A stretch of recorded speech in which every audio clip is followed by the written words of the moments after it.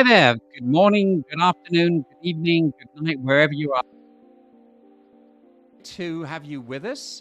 And this is a session that I have been looking forward to ever since it was suggested by our guest. So, this is a sponsored session, sponsored by BureauWorks.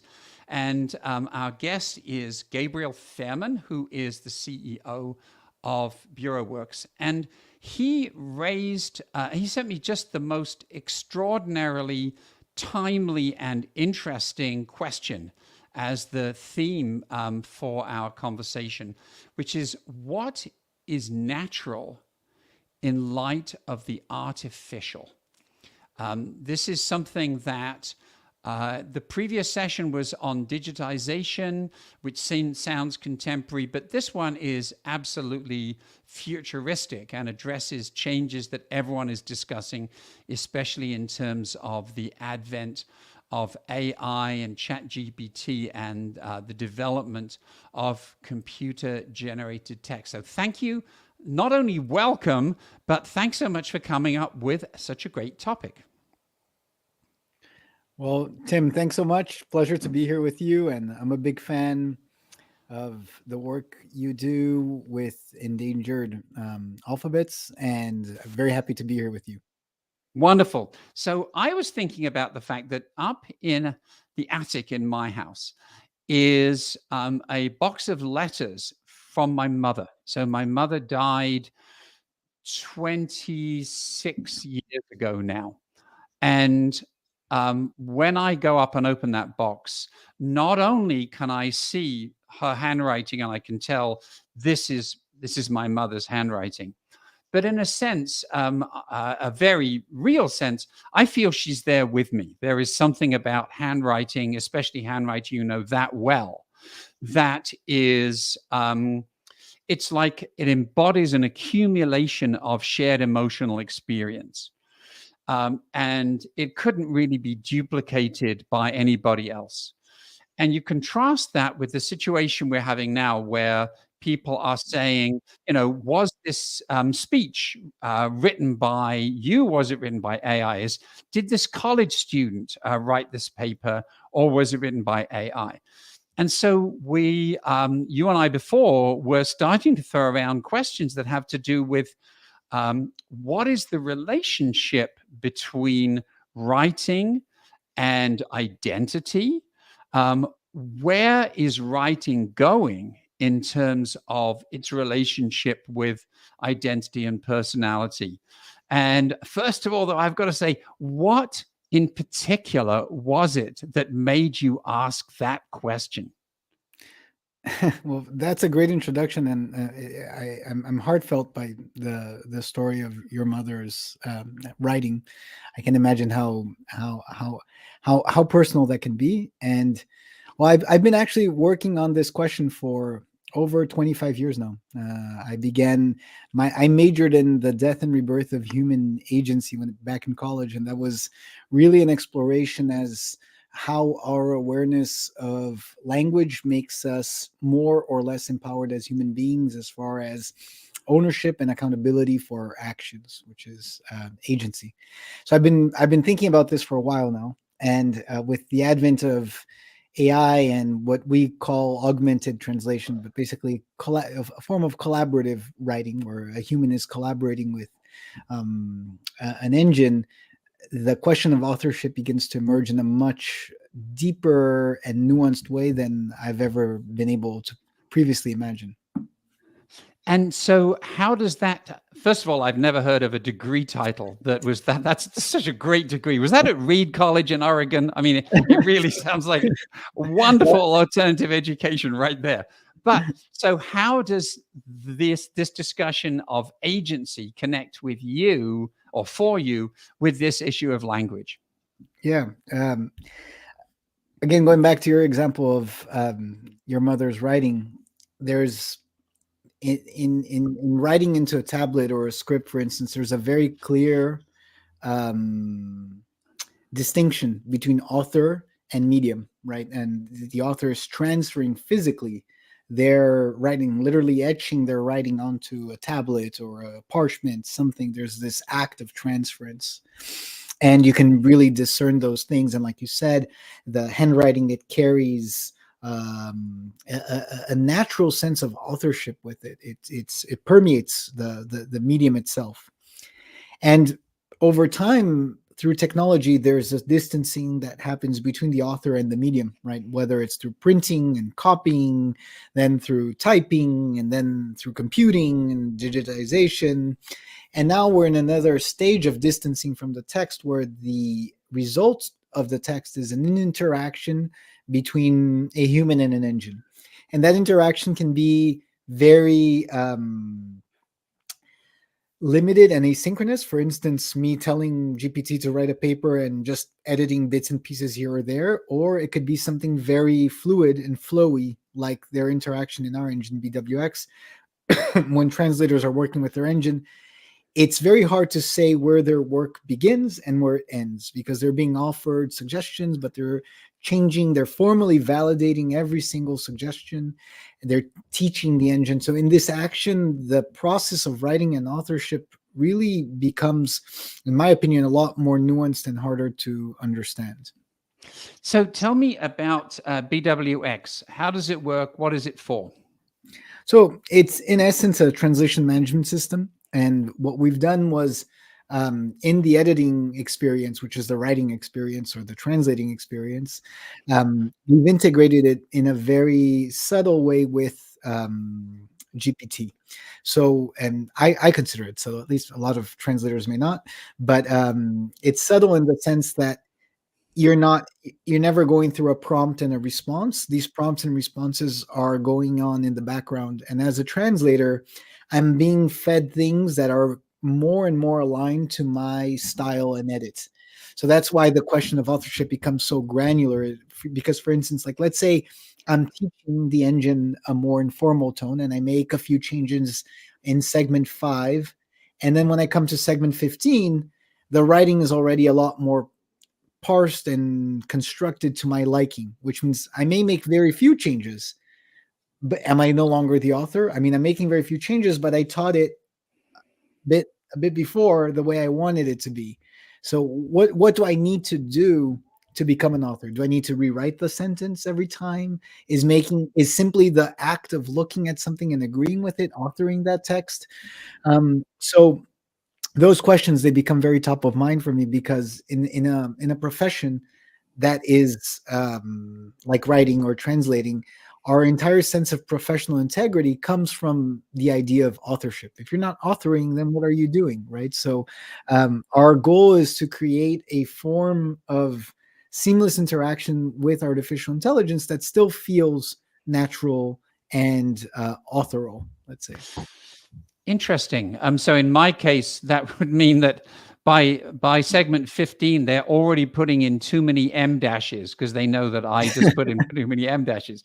So I'm interested in this also from the point of view of translation as a cross-cultural phenomenon.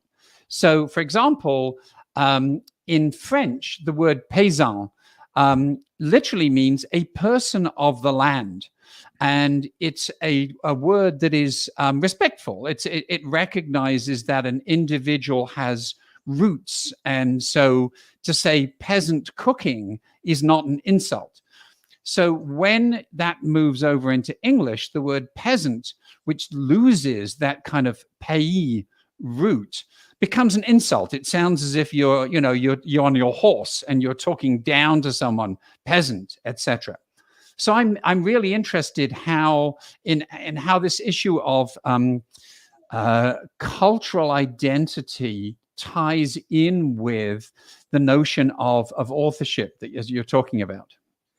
That's a great example, by the way. I love the paysan example, and it's similar in Italian, right? The paese, similar roots, also Right. no negative connotations around the world. Quite the contrary, it Right. evokes the idea of tradition, the idea of roots, and it's actually quite a positive thing. But it I wouldn't know exactly how to answer. It's a great question, and I think that's a lot about where we are right now. Is I have a lot more questions than I do have answers. I think what's clear, a few things are clear to me. First, language is a living thing. It's not a thing. And going back to your example of the letters, right? If we were to train GPT on my mother's writing, for instance, just to use my own example, and me talk to GPT, maybe it could sound like my mother, but it probably wouldn't feel like it would feel for me to read her handwriting. And even though Exactly. Yeah. trained on her writing style, maybe it's not as versatile, but it's not going to feel as authentic. So I think that there's a big degree of which every single person in this earth is in some way a guardian and a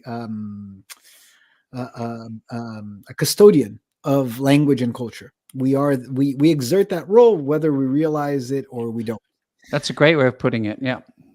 And with GPT, I think, and generative AI, I think the challenge is that role may easily be lost. And it's very hard to draw the line. For instance, with translation, it's actually fairly simple, even because translations have to have some burden of liability. Let's say every segment requires confirmation. So if it requires a confirmation, that means that I am, as a custodian, I'm watching over it. Sure, maybe I'm being lazy and not making the changes that I should be making, but there is some layer of formalization of that custodianship. Now, when it comes to the written language, the day-to-day language, the things that are just like bulk, done in bulk, like let's say, GPT, write me a paper on this and this and this, then the question of custodianship, it becomes very flimsy at best. It becomes very difficult to ascertain who's watching over our language, who's Right. guiding it to ensure that it is alive, that it is evolving, that it is full of nuances and shades, and it is reflection of our times and where we're going. So those questions, to me, they become a lot harder to answer. And I think that poses almost an imperceptible threat to every single language. Like I would argue every single language is endangered in our current global stage, I would say. Oh, you've beaten me to it. I was actually saying yes. One of the larger questions, and I think about this a lot in my book, Writing Beyond Writing, is not just about individual scripts, but about what is happening to writing itself. And I love that phrase, the burden of liability. That's such an interesting notion. When you flip that over, one of the things that you discover is that a lot of it comes down to how we think of writing itself and how we define writing.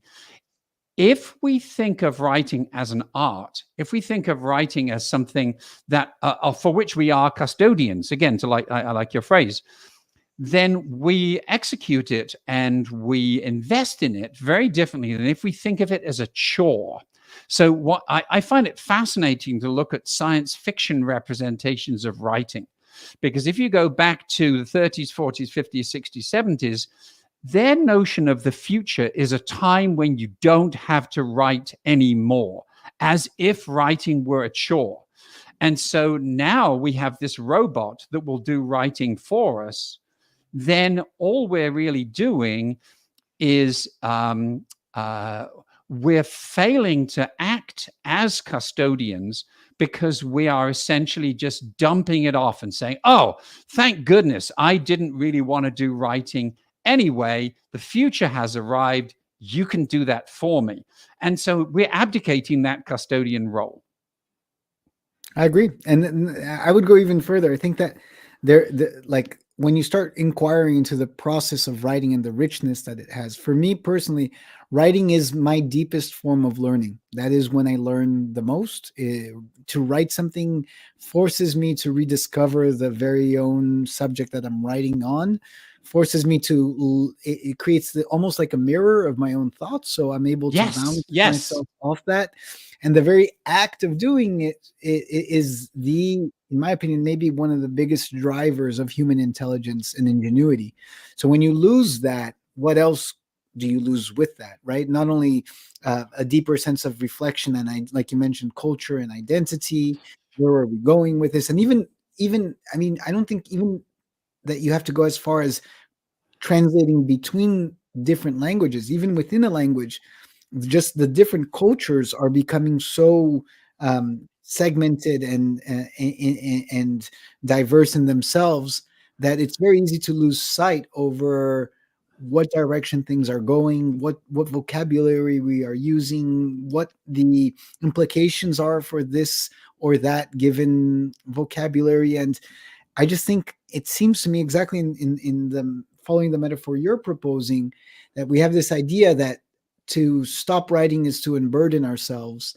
But this unburdening, I think it's disastrous when it comes to exactly our own self identity and preservation and guidance, actually, not just preservation, but the guidance of our culture as a whole.